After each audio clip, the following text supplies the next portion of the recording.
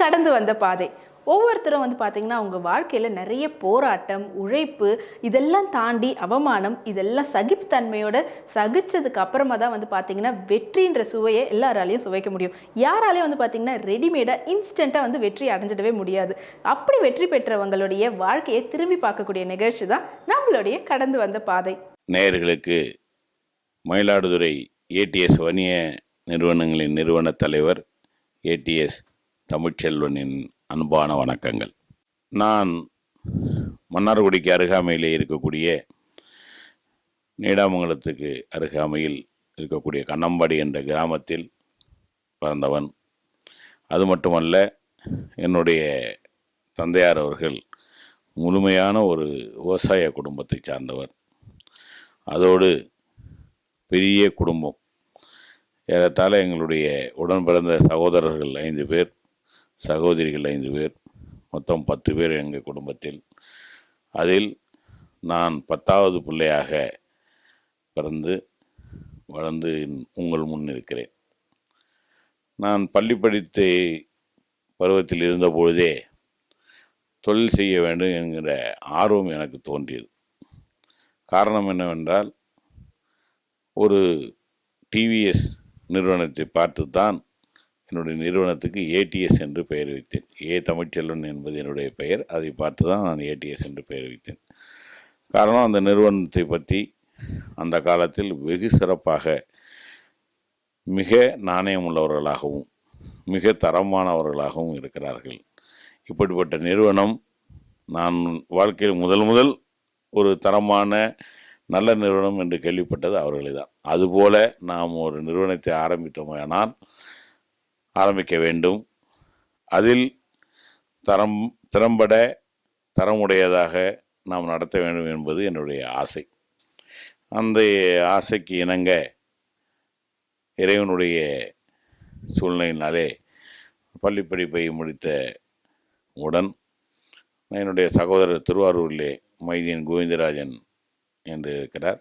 அவரும் தொழிலை எனக்கு முன்பு தோன்றித்த போது அவரோடு நான் ஒரு 10 ஆண்டு காலம் அந்த தொழிலில் பயணித்து பிறகு மயிலாடுதுறைக்கு 1980 நான் மயிலாடுதுறை கால் பதித்தோம். நான் மயிலாடுதுறை வந்தபோது திருவாரூரிலிருந்து அன்று உலகே வைக்கத்தக்க இருக்கிற, இன்றும் பேசப்படுகிற ஆழித்தேரையும் ஓட்டி வரவில்லை. அன்று பெரிய மனிதர் வைத்திருந்த காரையும் ஓட்டி வரலை. நாணயம் என்ற மாட்டையும் உழைப்பு என்கிற மாட்டையும் பூட்டி முயற்சி என்கிற வண்டியில் வந்தவன் தான் நான் மயிலாடுதுறைக்கு. அந்த உழைப்புக்கும் நாணயத்துக்கும் முயற்சிக்கும் கிடைத்த வெற்றித்தான் இன்று நான் இவ்வளவு பெரிய உயரத்தில் இருக்கிறேன் என்பதை மகிழ்ச்சியோடு தெரிவித்துக் கொள்கிறேன்.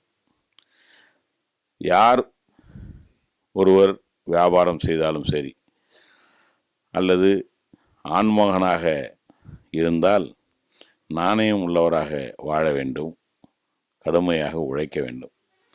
பெண்மணியாக இருந்தால் கற்புடையவளாக இருக்க வேண்டும். இருபால் பெருமக்களும் இதை யார் முறையாக இருக்கிறார்களோ அவர்கள் வாழ்க்கையில் எல்லா சுகங்களும் கிடைக்கவில்லை என்றாலும் கூட அவர்களுடைய தன்னுடைய வாழ்க்கைக்கு வேண்டிய நிலை நிச்சயமாக இறைவன் பரிணாமமாக கொடுப்பார் என்பது நான் கண்ட உண்மை. அதோடு மயிலாடுதுறையில் வியாபாரம் செய்து 1980 ரூபா 50,000 நான் முதலீடாக கொண்டு வியாபாரத்தை ஆரம்பித்து இன்று கிட்டத்தட்ட 100 கோடி ரூபாய் நான் வணிகம் செய்து வருகிறேன். இவ்வளவு பெரிய வெற்றிக்கெல்லாம் காரணம் என்னவென்றால், என்னிடம் இருக்கிற நாணயம்தான். இன்றும் நான் உழைத்து கொண்டிருப்பது தான். அதோடு மட்டுமல்ல, தினந்தோறும் முயற்சி செய்து கொண்டிருப்பது தான். என்னுடைய கேலண்டரிலோ டைரியிலோ எல்லா இடங்களிலும் நான் 2 சுலோகங்களை நான் சொல்வது உண்டு. வெற்றி என்பது எட்டி பிடிக்கும் தூரத்தில் இல்லை, அதை நான் விட்டுவிடும் நோக்கத்திலும் இல்லை என்று நான் கூறுவேன். அதுபோல ஒவ்வொரு மனிதனும் செய்ய வேண்டிய ஒன்று, நொடிகள் தோறும் சிந்திப்போம், நிமிடங்கள் தோறும் செயல்படுவோம், மணிகள் தோறும் போராடுவோம், நாட்கள் தோறும் வெற்றி பெறுவோம் என்று இலக்கணத்துக்கு வகுத்து அதை வழிநடத்தி கொண்டிருக்கிறேன். இன்று மயிலாடுதுறை மட்டுமல்ல, இந்த மாவட்டம் மட்டுமல்ல, மாநிலம் மட்டுமல்ல, இன்னும் வெளிநாடுகளுக்கெல்லாம் ஏற்றுமதியும் செய்து கொண்டிருக்கிறேன். ஒரு சிறிய தொழிலை தொடங்கி அதில் பல்வேறு பரிணாமங்களான பன்முக தொழில் தன்மையை நான் செய்து வருகிறேன். அதற்கு காரணம், நான் பல வெளிநாடுகளுக்கு சென்றிருக்கிறேன். அதோடு அங்கங்கு இருக்கக்கூடிய நல்ல விஷயங்கள் எல்லாம் எடுத்துக்கொண்டு அதன் வாயிலாக அதை நாம் அன்றாட இருக்கக்கூடிய இன்றைய பரிணாம வளர்ச்சியோடு என்னையும் இணைத்து கொண்ட காரணத்தினாலே தான் நான் இன்று இவ்வளவு பெரிய நிலையில் வளர்ந்திருக்கிறேன் என்பதை நான் மகிழ்ச்சியோடு தெரிவித்துக் கொள்கிறேன். அதோடு நான் கல்லூரி வாசலிலேயே ஒரு கால் வைக்காதவனாக இருந்தாலும் கூட பல பல்கலைக்கழகங்களுக்கு சென்று நான் MBA பட்டதாரிகளுக்கெல்லாம் பாடம் நடத்தியிருக்கிறேன். காரணம், என்னிடம் திறமை இருக்கிறதோ இல்லையோ எனக்கு தெரியவில்லை. மற்றவர்களெல்லாம் தங்களுடைய வளர்ச்சியின் பாதையை மற்றவர்களுக்கு தெரிவித்தீர்களே, ஆனால் அவர்களும் உங்களை போல வெற்றியாளராக வருவார்கள் என்று என்னை அழைத்திருக்கிறார்கள். பல்வேறு பல்கலைக்கழகங்களுக்கெல்லாம் சென்று இன்றும் நான் பாடம் நடத்தி வருகிறேன். காரணம் என்னவென்று கேட்டால், வருங்காலத்தில் எந்த ஒரு படித்த மாணவனும் அரசு வேலையோ அல்லது தனியார் நிறுவன வேலையோ நம்பி இருக்கும் பட்சத்தில் நிச்சயமாக நம்முடைய நாடு முன்னேறுவது என்பது மிக மிக கடினம். ஆனால் ஒரு தொழிலை செய்யும் பட்சத்தில் அந்த குடும்பத்திற்கும் அந்த தனி மனிதனுக்கும் மிகப்பெரிய பொருளாதாரம் கிடைக்கிறது. அதோடு மட்டுமல்ல, சமுதாய அந்தஸ்து உண்டாகிறது. அதோடு மட்டுமல்ல, இன்றைய திருநாட்டின் வளர்ச்சிக்கு துணை நிற்கிறோம் என்கிற பெருமிதமும் இருக்கிறது. அதன் வாயிலாகத்தான் நான் பார்த்தீர்களேனால் பல்வேறு பொருட்களுக்கு FMG என்று சொல்லக்கூடிய ஃபாஸ்ட் மூவிங் ஐட்டத்திற்கு ஏஜென்சியாக இருக்கிறேன். அதுபோல நகைக்கடை வைத்திருக்கிறேன். இன்றைக்கு மயிலாடுதுறையே சிறந்த ஒரு எவரெஸ்ட் கன்பரிஜி பள்ளி என்கிற CBSE ஸ்கூலை நடத்தி வருகிறேன். கட்டுமான பொருட்கள் வியாபாரம் செய்கிறேன். எப்படி பார்த்தீர்களானால் பன்முகத்தன்மை தொழிலை செய்து கொண்டு வைக்கிறேன். எல்லோரும் பார்த்தீர்களானால் அந்த காலத்திலிருந்து இந்த காலம் வரை அவர்கள் தாய் தந்தையர்கள் செய்த தொழில்களையே ஈடுபடுத்தி செய்து வருவார்கள், அல்லது அதையும் வேண்டாம் என்று விட்டு விடுவார்கள். ஆனால் நான் ஒவ்வொரு ஆண்டும் ஒவ்வொரு முயற்சியை எடுத்து அந்த முயற்சியை வெற்றியாக உருவாக்குவது எப்படி என்பதுதான் என்னுடைய நோக்கம். காரணம் என்னவென்றால், நான் பணத்து மீது ஆசை கொண்டு செய்யவில்லை. ஆனால் ஒரு படைப்பாளியாக இருக்க வேண்டும் என்பதுதான் என்னுடைய ஆசை. அந்த ஆசைக்கு என்னுடைய 3 பிள்ளைகள் எனக்கு. முதல் மகன் MCOM MBA படித்திருக்கிறார். அவர் என்னோடு தொழில் புரிகிறார். 2வது மகன் டாக்டராக MD முடித்து இன்றைக்கி DM நீரோ பண்ணி கொண்டிருக்கிறார். என்னுடைய மருமகளும் பீடியாட்ரிக்ஸ் குழந்தைகள் டாக்டராக பணிபுரிகிறார். 3வது பையன் MBA முடித்து LLB முடித்திருக்கிறார். 3 மகன்களும் எனக்கு கொடுக்கிற ஒத்துழைப்பு தான். 3 மருமகளும் எனக்கு மருமகள் அல்ல, மகள். எனக்கு பெண் குழந்தை இல்லை என்ற ஏக்கமே தாக்கமோ கிடையாது. அந்த அளவுக்கு 3 மருமகளும் என்னையும் என்னுடைய மனையும் தாங்கி பிடித்து கொண்டிருக்கிறார்கள் என்று சொன்னால் இது மிகையாகாது. இது ஏதோ இன்னைக்கு பேட்டி எடுக்கிறீர்கள் என்றதற்காக நான் சொல்லவில்லை. பல்வேறு நிலையில், ஏனென்றால் இந்த நிகழ்வை எனது சொந்தக்காரர்களும் பார்ப்பார்கள், இந்த ஊர் மக்களெல்லாம் பார்க்கும் பொழுதும் அந்த உண்மை சம்பவத்தை நான் சொன்னேனே ஆனால்தான் என்னை மதிப்பார்கள். இந்த பேட்டியிலே நான் ஏதோ ஒரு தவறான தேவையற்ற செய்தியை சொல்லும் பட்சத்தில் என் மீது இருக்கக்கூடிய தரம் குறைந்து விடும். ஆனால் அப்படியெல்லாம் இல்லை. காரணம், எந்த நிலையிலையும் சரிதான் ஒரு வித்தியாசமான மனிதராக இருக்க வேண்டும் என்பதுதான் என்னுடைய நோக்கம். அது மட்டுமல்ல, என்னுடைய கொள்கையும் என்னவென்றால், என் நிலையிலும் தன்னிலை மாறாத மனிதர் என்கிற நிலையை நான் படைத்து கொண்டிருக்கிறேன், படைக்க வேண்டும் என்று இருக்கிறேன். என் வாழ்நாள் முழுவதும் அதுதான் நோக்கம். நிறைய சர்வீஸ்லாம் பண்றீங்க, இந்த மனப்பான்மை எப்படி வந்துச்சு? ஒவ்வொரு இடங்கள்லையும் பல்வேறு மக்கள் பல்வேறு நிலைகளில் கஷ்டப்பட்டுக்கிட்டு இருக்காங்க. அந்த கஷ்டப்பட்டுக்கிட்டு இருக்கிற நிலையில் தான் நாமளும் இருந்திருக்கோம். நான் வந்து இவ்வளோ பெரிய கஷ்டப்பட்டுருக்க வேண்டியில்லை. ஏன்னா ஒரு விவசாய குடும்பத்தில் ஒரு கடைசி பிள்ளையாக பிறந்து செல்வராக வளர்ந்தாலும் கூட நாம் ஒரு வெற்றியாக ஆக வேண்டும் என்று நினைத்தது ஒரு காலம். பிறகு பார்த்தபொழுது தான் இவ்வளவு அடித்தட்டு மக்கள் எல்லாம் இவ்வளவு பெரிய சிரமத்திற்கெல்லாம் ஆளாகி கொண்டிருக்கிறார்கள். அதில் நாம் ஈட்டுகிற பொருளில் ஒரு பகுதியை திரும்பவும் அந்த மக்களுக்கே கொடுக்க வேண்டும். இந்த வசதியும் வாய்ப்பும் எங்கேருந்து வந்தது என்று சொன்னால், என்னுடைய தாய் தந்தையர்கள் வைத்திருந்த பணத்தை நான் வைத்தில்லை. மற்ற வியாபாரிகளும் நண்பர்களும் மற்றவர்களெல்லாம் நான் செய்த வியாபாரத்தின் வாயிலாக கிடைத்ததை இயலாதவர்களுக்கு நம்ம செய்ய வேண்டும் என்பதுதான் என்னுடைய நோக்கம். ஆனால் அதற்கும் மேலாக நான் இன்னொன்றையும் சொல்லுகிறேன். நான் ஏடிஎல் சேரிட்டபிள் ட்ரஸ்ட் என்ற ஒரு ட்ரஸ்ட்டை நிறுவி அதன் வாயிலாக என்னுடைய மூத்த பிள்ளை படிக்க இயலாத மாணவ மாணவிகளுக்கு உயர்கல்வியை கொடுக்க வேண்டும். என்னுடைய டாக்டருக்கு படித்திருக்க மகனும் மருமகளும் இலவச மருத்துவம் என்னுடைய பிறந்த நாளில் குக்கிராமங்களுக்கு சென்று ஒவ்வொரு ஆண்டும் செய்ய வேண்டும். அதோடு 2 பேரும் படித்து முடித்துவிட்டு ஒரு மருத்துவமனையை கட்டி திறந்த பிறகு அதில் செவ்வாய்க்கிழமை தோறும் இலவச மருத்துவத்தை வாழ்நாள் முழுவதும் செய்ய வேண்டும் என்பது நான் கட்டளையாக இட்டிருக்கிறேன். நான் பல கோயில்கள் இதுவரை ஒரு 11 கோயில்கள் கும்பாபிஷேகம் செய்திருக்கிறேன். 2 கோயில்களை நான் கட்டியிருக்கிறேன். எங்கு தனிப்பட்ட விநாயகர் கோயில், தனிப்பட்ட ஆஞ்சநேயர் கோயில் கட்டுகிறார்களோ அங்கே நான் சிலை வெடித்து கொடுக்கிறேன். இது 3வது பிள்ளை நான் செய்திருக்க ஆன்மீக காரியங்களை செய்ய வேண்டும். அவர்களிடம் நான் சொல்லியிருப்பது என்னவென்றால், நான் ஒரு குறிப்பிட்ட வருடத்தில் ஒரு இலக்கை அடைந்து முடித்தவுடன் ₹1 கூட வெளியில் யாருக்கும் கடன் நான் கொடுக்கவில்லை என்கின்ற நிலையை உண்டு செய்த பிறகு நான் உங்களிடம் சொத்துக்களை எல்லாம் பிரித்து கொடுத்து விடுவேன். எனக்கும் என்னுடைய மனைவிக்கும் எதுவும் தேவையில்லை.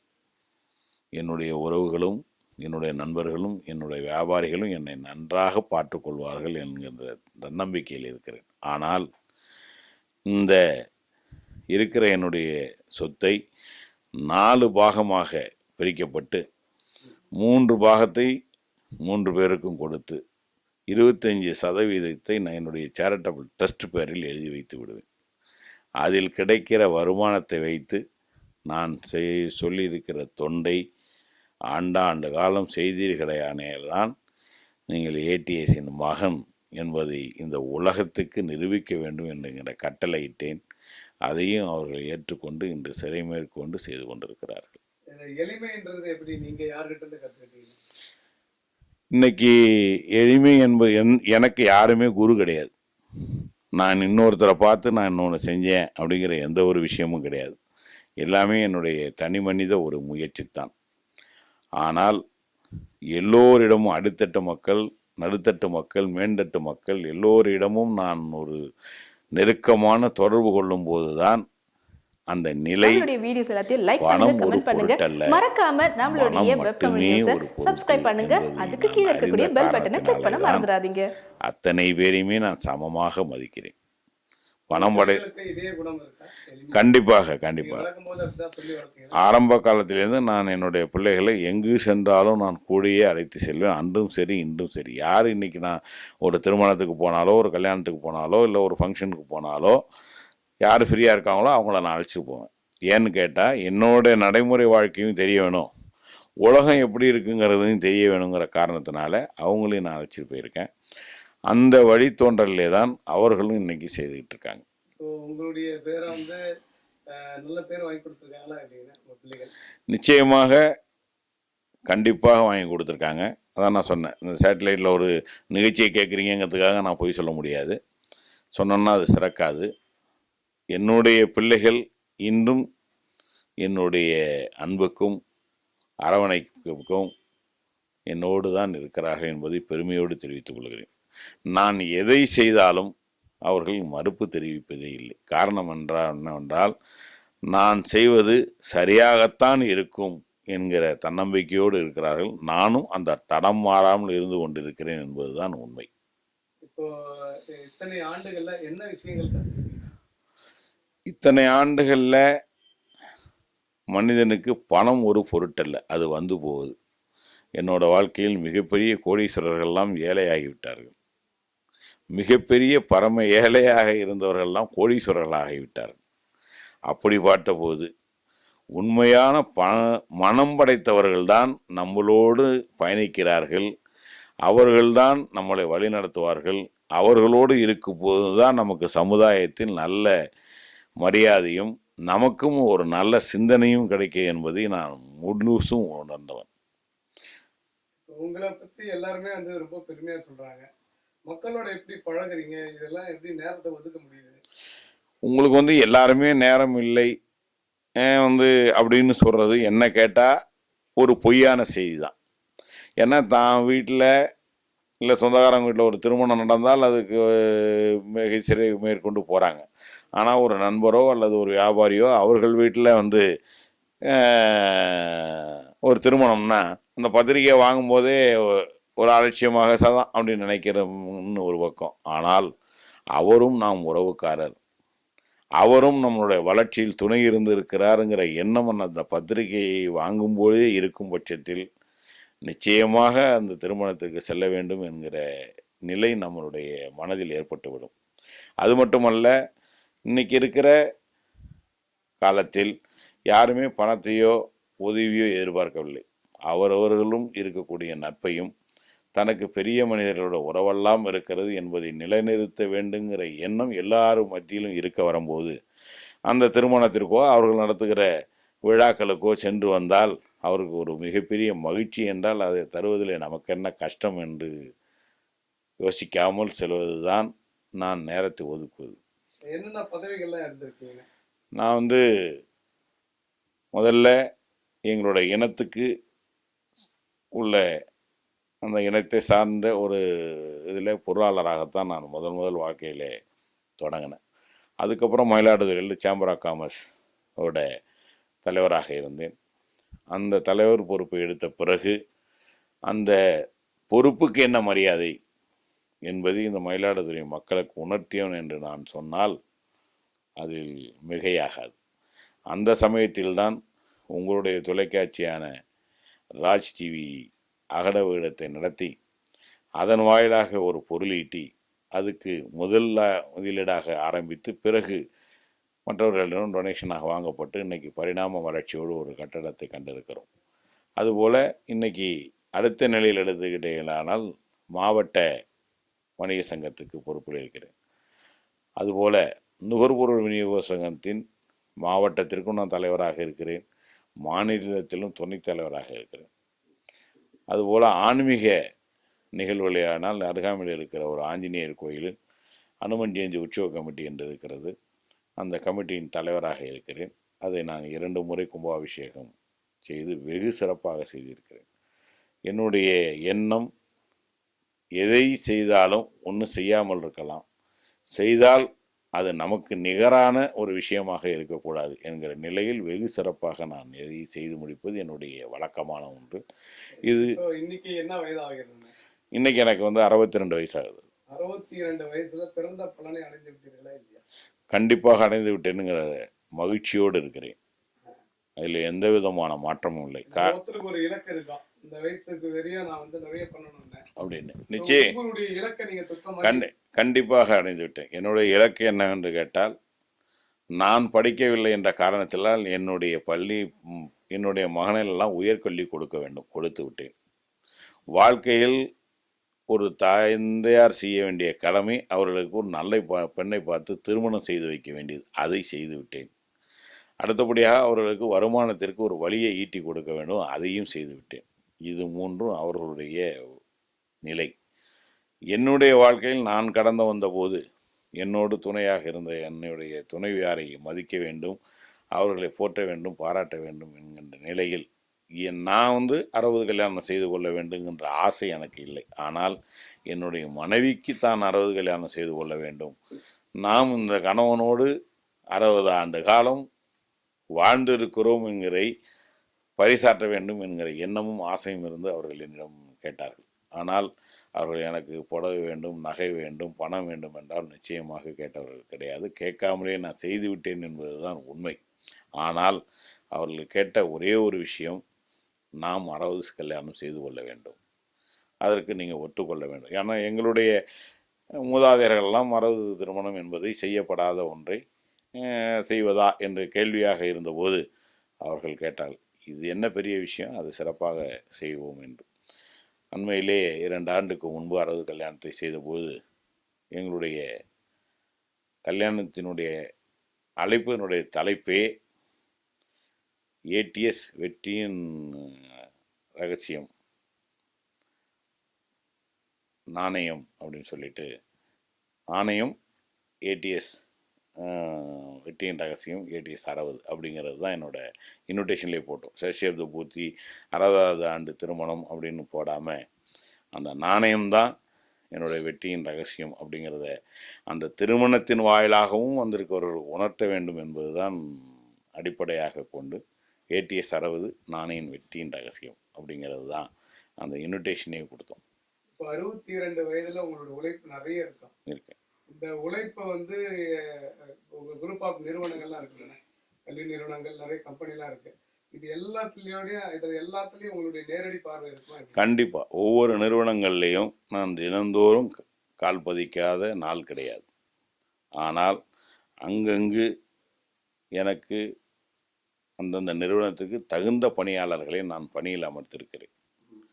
இன்னும் ஒரு படி மேலே சொல்ல போனால், எப்படி என்னுடைய வளர்ச்சிக்கு என்னுடைய மகன்களும் மருமகளும் இருந்தார்கள் என்று சொன்னேனோ, அதை விட இன்னும் அதிகமாக சொல்ல வேண்டியது என்ன கேட்டால், என்னோடு உதிரா பந்தம் கொண்ட பணியாளர்கள் என்று தான் நான் சொல்ல வேண்டும். ஏனென்றால் என்னுடைய பிள்ளைகள் எல்லாம் வளர்ந்து ஒரு 20-25 ஆண்டுக்கு பிறகு தான் என்னையோடு பயணித்திருக்கிறார்கள். ஆனால் நான் தொழில் தொடங்கிய காலம் முதல் இன்றைய காலம் வரை பணிபுரிந்தவர்களெல்லாம் என்னோடு இருக்கிறார்கள்.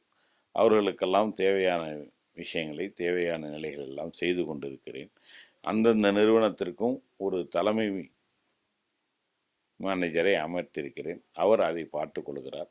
அதன் பிறகு என்னுடைய பிள்ளைகளும் அடுத்த நிலையில் பார்த்து கொண்டிருக்கிறார். அப்படி இருந்தாலும் கூட அத்தனை நிறுவனத்தையும் நான் தினந்தோறும் கால் பதிக்காத நாள் கிடையாது. நிறைவாக என்னுடைய ஒரு செய்தி, தங்களுடைய வாழ்க்கையின் லட்சியம் என்ன என்று இறுதி கட்டத்தில் கேட்டீர்கள். இந்த உலகத்தில் வாழ்ந்து மறைந்த பிறகு ஏடிஎஸ் இல்லையே என்று ஏங்குகிற மனம் படைத்தவர்கள் இந்த உலகத்தில் அதிகமாக இருக்க வேண்டும் என்ற எண்ணத்தோடு நான் வாழ்ந்து கொண்டிருக்கிறேனே தவிர இன்னும் சாதிக்க வேண்டும் என்கிற எண்ணம் என்னிடம் இல்லை. ஏனென்றால் அந்த அளவுக்கு நான் சாதித்து விட்டேன் என்கிற பெருமையோடு இருக்கிறேன். இனிமேல் நல்ல மனிதரோடு வாழ்ந்து பயணித்து இறைவனடி சேரும்போது ஏங்க வேண்டும் என்கிற நோக்கம்தான் எனக்கு இருக்கிறது. ஏடிஎஸ் வணிக நிறுவனங்களின் சார்பாகவும் தமிழ்நாடு வணிக சங்கம் பேரமைப்பு சார்பாகவும் இனிய புத்தாண்டு பொங்கல் நல்வாழ்த்துக்கள். வணக்கம். இன்னைக்கு கடந்து வந்த பாதையை பார்த்து நிறைய விஷயம் நீங்க கத்துக்கிட்டு இருப்பீங்க. ஸோ இந்த கற்றது இன்னைக்கு நம்மளுடைய கடந்து வந்த பாதையில் நிறைய விஷயம் கற்றுட்டு இருப்பீங்க, நிறைய விஷயம் தெரிஞ்சிட்டு இருப்பீங்க. அண்ட் இதே மாதிரி உங்களுடைய வாழ்க்கைக்கும் நீங்கள் தனியாக ஒரு பாதையை அமைச்சு அதில் நீங்கள் வெற்றி பெற்றீங்கன்னா உங்களுடைய கடந்து வந்த பாதை நிறைய பேருக்கு ஒரு பெரிய ரோல் மாடலாக இருக்கும்.